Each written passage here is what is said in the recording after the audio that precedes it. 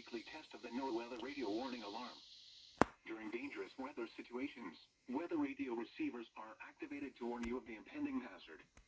A test of the system is conducted every Wednesday between 11:15 a.m. and noon.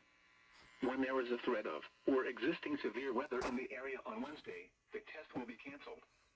The warning alarm is activated for short-fused weather watches and warnings affecting Michigan's northern lower peninsula, the eastern upper peninsula, and the adjacent coastal waters of the Great Lakes, including Whitefish Bay, Saginaw Bay, and the St. Mary's River system.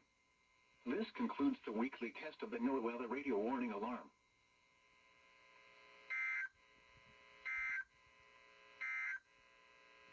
The short-term forecast for Traverse City. At 12 p.m., mostly cloudy, temperature 35. Man, no siren on the JXLTV.